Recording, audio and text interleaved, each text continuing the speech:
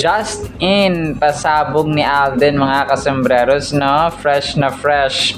Kakapost lamang si Ma'am Catherine. Ewan ko lang kung bakit pinost ito ng ABS-CBN. Bago lang mga kasembreros na yun nga mabubuntis si Ma'am Catherine.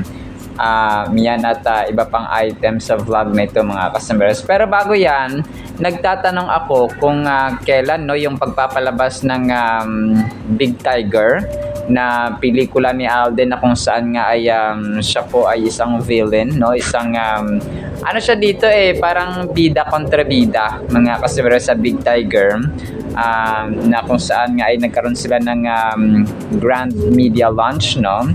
Nung mga nakaraang buwan mga kasembreros. So, ako rin na nag-aabang kung kailan ito ipapalabas sa sinihan kasi nakalagay dito nasabi ni Alden ng mga nakarang interview na sa sinihan talaga siya ipapalabas mga kasembreros at hindi lang sa Netflix or so on, which is ito po ay another collaboration, international project with the phenomenal box office cinema king.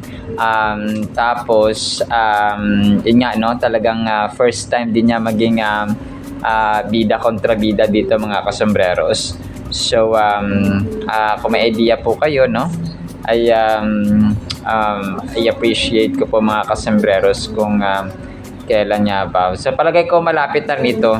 So abang-abangan tayo no, kasi ako po ngayon ay nag-voice over ng past 39 mga kasembreros no, past 4 PM mga kasembreros, Feb 28, 2026.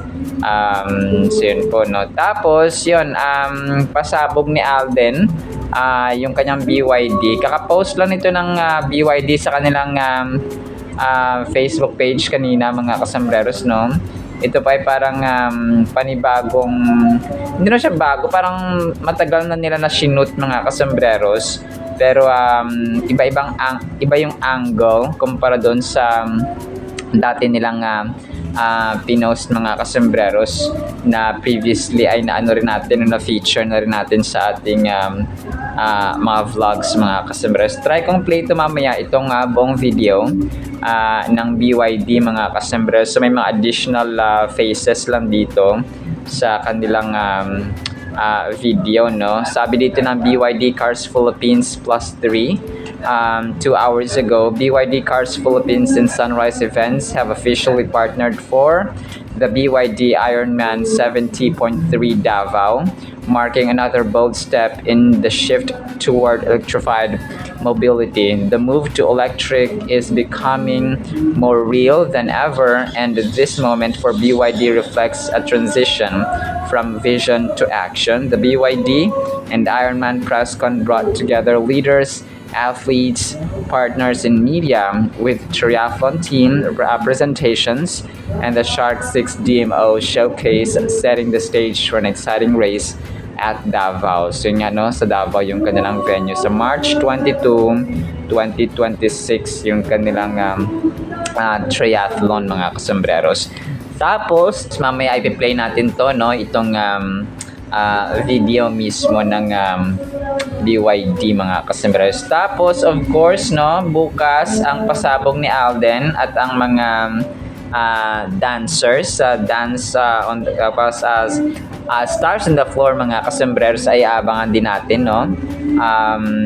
8.2 yung previous nila na record mga kasembreros ng rating. Tingnan natin sa third episode or second episode ng competition mga kasembreros kung anong rating ang makukuha niya. Inaabangan ko rin itong rating ng Stars on the Floor mga kasembreros, na kung ano yung makukuha nilang rating, kasi pataas ng pataas no, 7.6 tapos 8.2 tapos ngayon ay ano naman kaya na rating no. Palagay ko trending na naman itong Stars on the Floor bukas no, Sunday mga kasembreros, 7:15 PM po yan ha.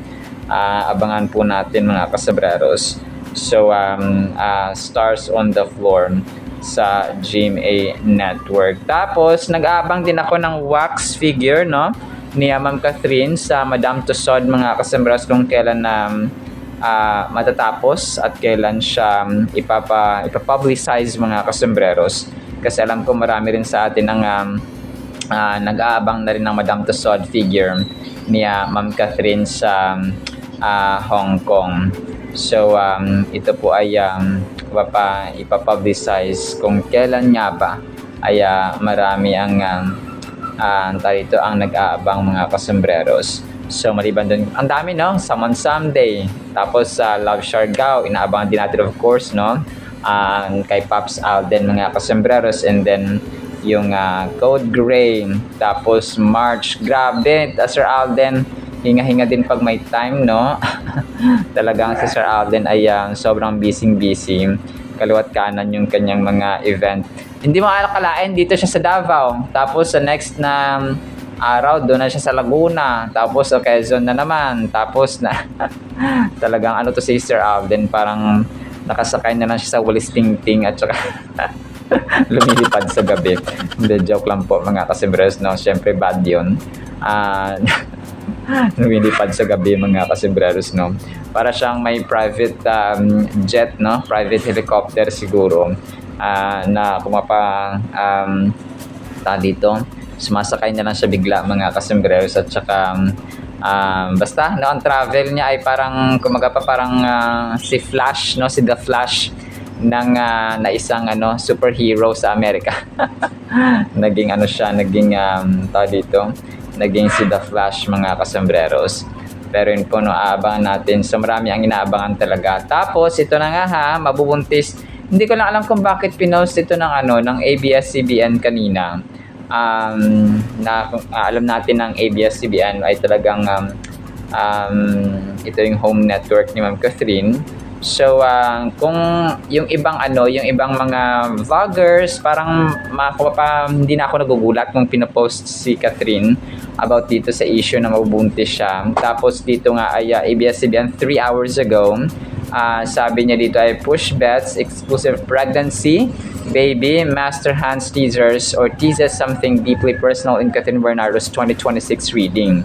Ito po ay hula, no? Again, na-feature ko na itong nakaraan, na ungkat lang ulit, no? Nung na-post kanina ng ABS-CBN, mga kasembreros, na alam natin na we're not believing, na hindi tayo naniniwala mga kasembreros sa mga hula-hula. Kasi nga hula lang siya mga kasembreros. Watch the full interview with Master Hans. Yun nga, no? Si Master Hans Chua, ito mga kasembreros, no?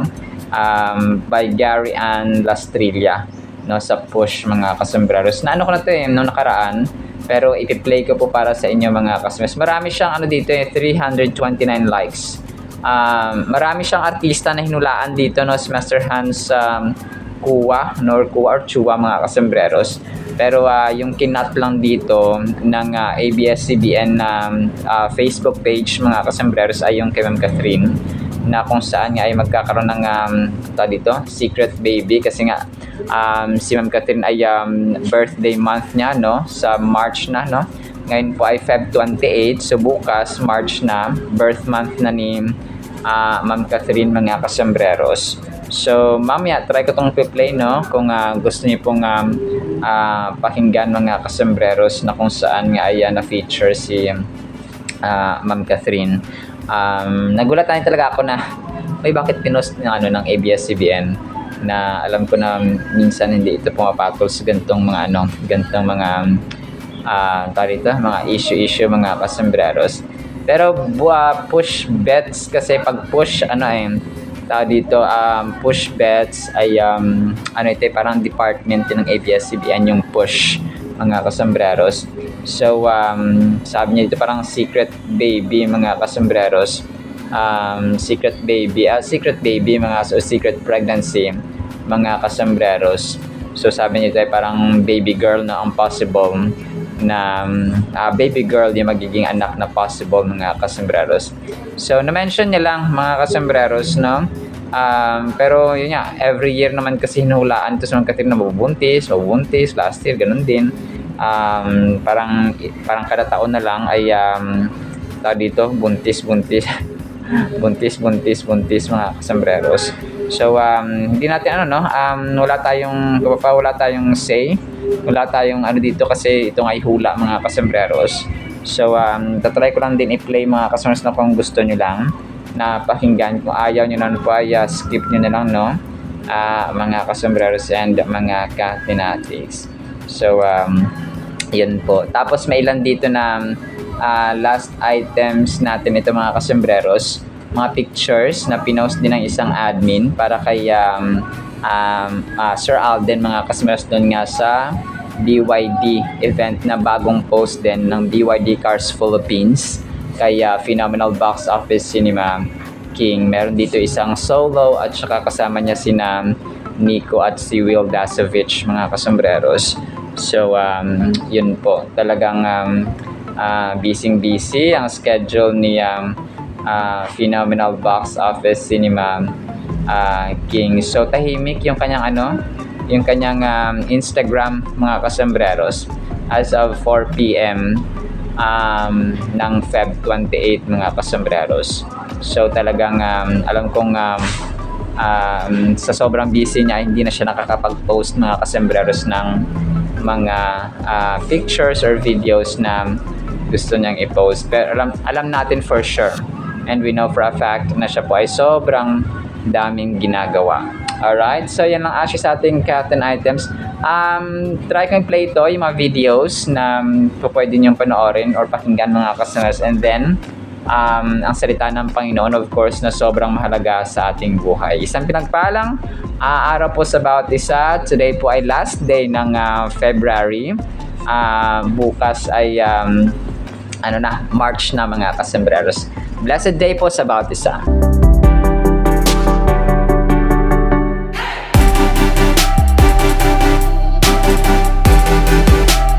Good afternoon, everyone. My name is Alden Richards. I'm an actor here in the Philippines and, of course, apparently the newest member of the BYD family.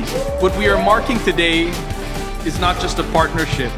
It is a shared direction built on performance, purpose, and progress.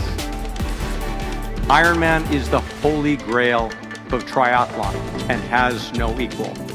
And so it's especially purposeful that we partner with AC Mobility and BYD as we are all respective leaders in our industry. Doesn't get more excited than that for me. It's super aligned, representing a brand with all those values, and now you add sports on it. It's like my dream. Me and Nico both have done a little swimming and running, but none of us have biked before. So adding Alden as the cycler is the perfect trifecta. I never knew that this is gonna be my first ever time to participate in a race and with BYD pa. Excited ako and I'm looking forward to what's ahead. BYD #1!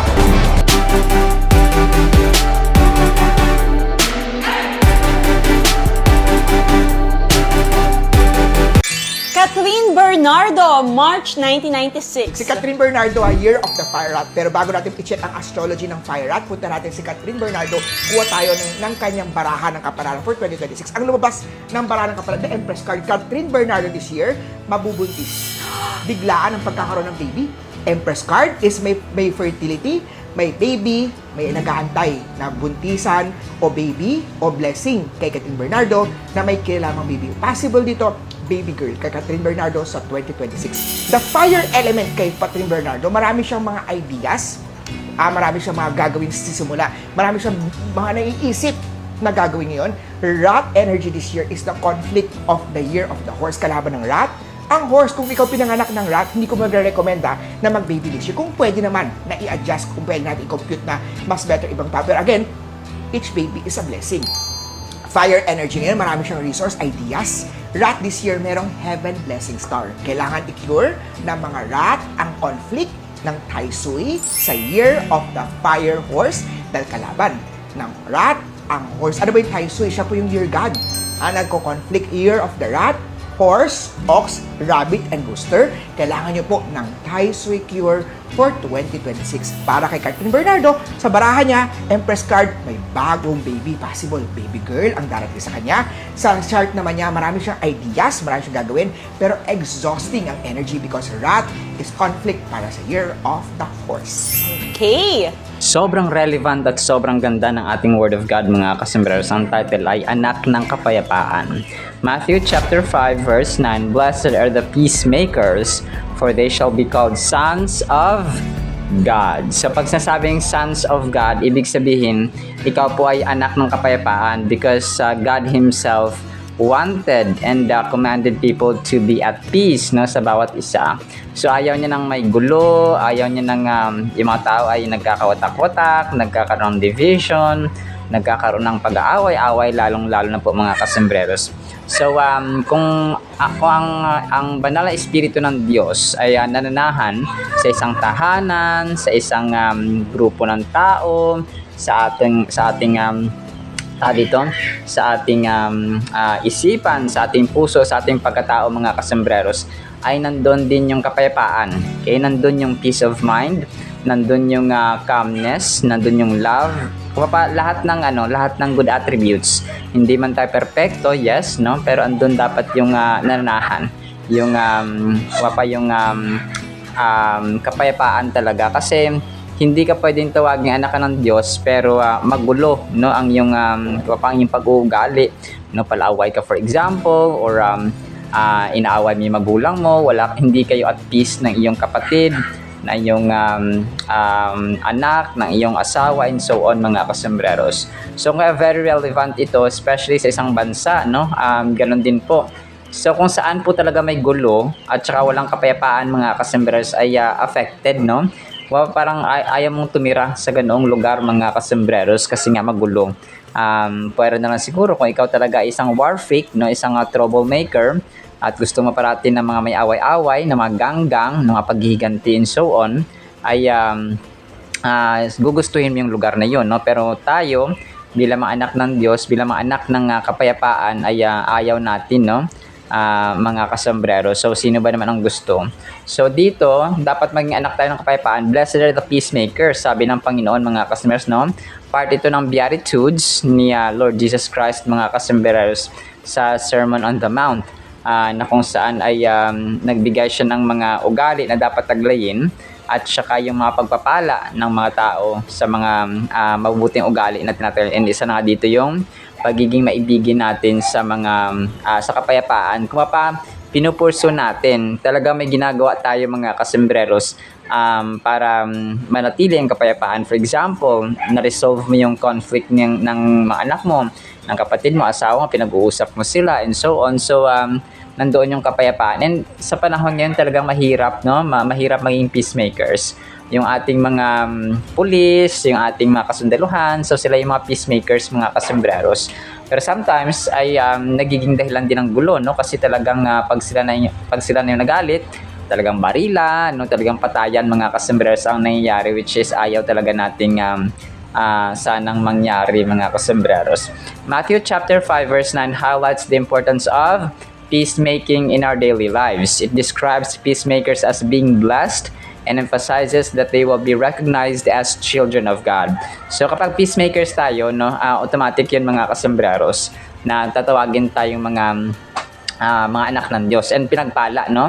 Yun ang sabi dito ni Lord Jesus. Si Lord Jesus Christ mismo nagsabi nito dito sa Matthew chapter 5, mga kasembreros. So lahat ng Beatitudes. So siya po ang nagsasalita dito. So kapag nagsabi ang Diyos, kapag nagsabi na si Lord Jesus Christ, ay paniwalaan na po natin yan because He is trustworthy. Yung kanyang salita ay reliable, trustworthy, and truthful, mga kasembreros.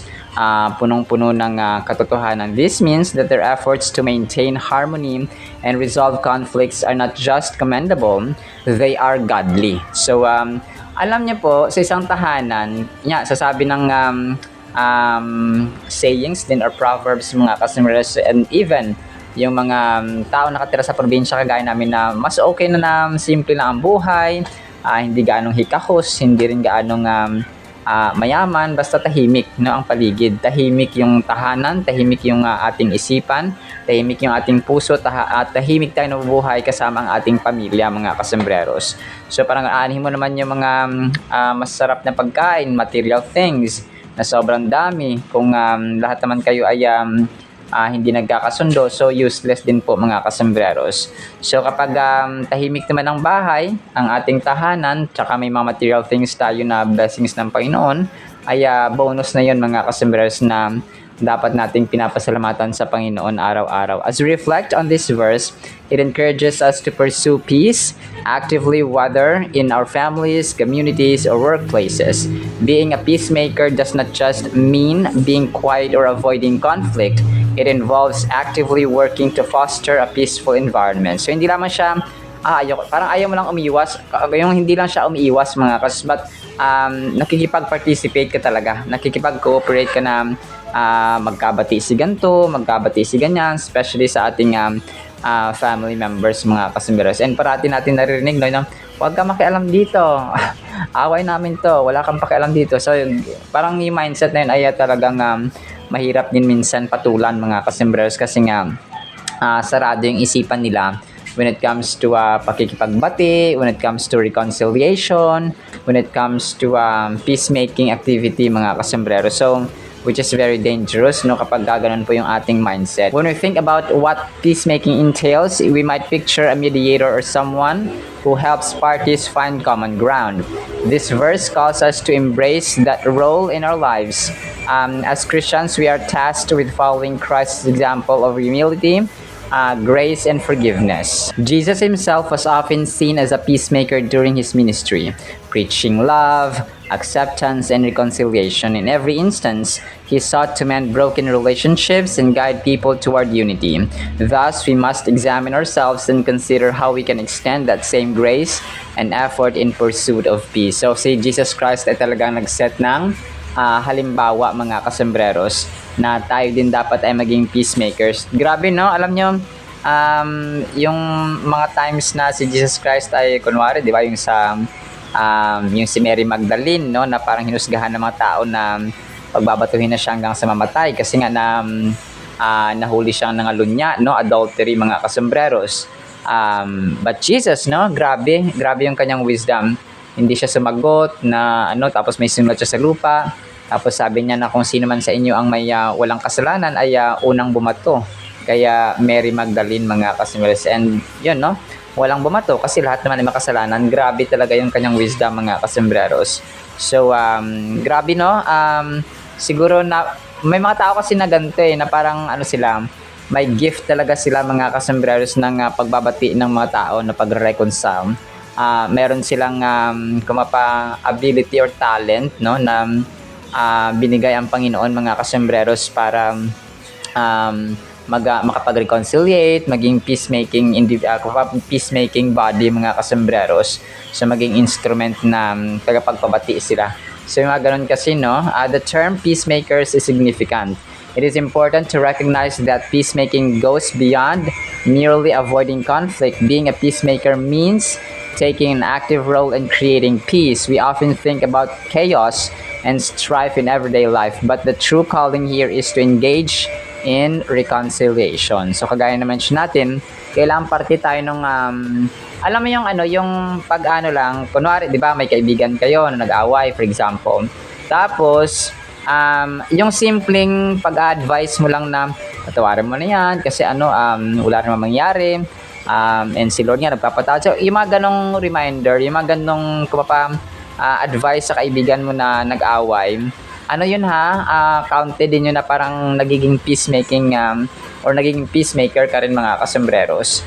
So yung mga tipong ganon na sinasabi natin ay very powerful at saka may impact sa kanila mga kasombreros. So kapag parati mo sasabihin na wala namang mangyari kapag mag-aaway kayo, so mas mainam na kasi may pinagsamahan man tayo and so on mga kasombreros.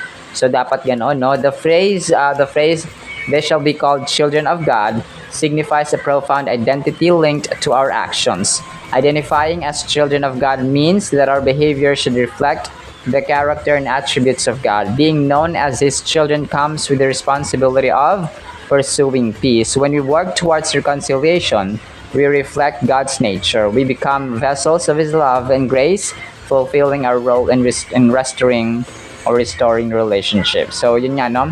Para tayong isang kuya, no? Or ate, no? Sa isang pamilya na kapag nag-aaway ang mga bunso mong kapatid or yung mga nakakabata mong kapatid, so dapat awatin mo, no? Hindi yung kumapagatungan pa na may mga ganun kasi, no? Pag palabiro yung mga magulang or yung sino man dyan na kapatid, mga kasombreros na nakakatanda, and so on. So parang imbis na tulungan nila na magkaroon ng reconciliation at magkabati na, ay ginagatungan pa, no? Kasi nga, gustong-gusto nila naman na so parang ginawa nilang katuwaan. So yung iba naman ay nauwi sa seryosohan, no? Talaga nag-aaway na lang sila talaga mga customers at tuluyan ng nagkasakitan. So we definitely abhor that kind of nature or ugali mga kasembreros. So dapat ay peace lang sa bawat isa. At hindi lamang ito tuwing Pasko, tuwing Valentine's Day, but everyday ng ating buhay ay dapat nagkakaroon tayo ng peace sa bawat isa, especially sa loob ng tahanan. So sa final thought natin, as we become known as peacemakers, we reflect God's character to those around us. Being a child of God means embodying traits that mirror Him. This includes compassion, grace, and patience, and forgiveness. We should strive to represent God's love in every conversion or conversation and interaction. By doing this, we contribute to a culture of peace and cooperation. So, yung ating mga actions ay talagang mas malakas, no, sa ating mga sinasabi. That is why kapag nagsasalita tayo ay ginagawa natin, no, when we say peace, ay wala tayong kahidwaan, no, or kagalit mga kasembreros. And especially, gumagawa tayo ng actions na na-involve natin yung ating sarili sa pagbati, no, ng dalawang party o ng mga parties na magkakagalit sa isa't isa. Alright, sinapos ng Word of God, ha, no, pagpalaan po tayo ng pag-ibig, pananampalataya, pag-asa, at espiritu ng kapayapaan mga kasembreros. Hindi lamang sa ating tahanan, kundi sa ating puso, isipan at buhay. In the mighty, holy, sweet, magnificent name of the Lord Jesus Christ, we pray, with the communion of the Holy Spirit of the living God. And everyone said amen and amen. See you sa next segment mga kasembreros, and paalam po. I love you.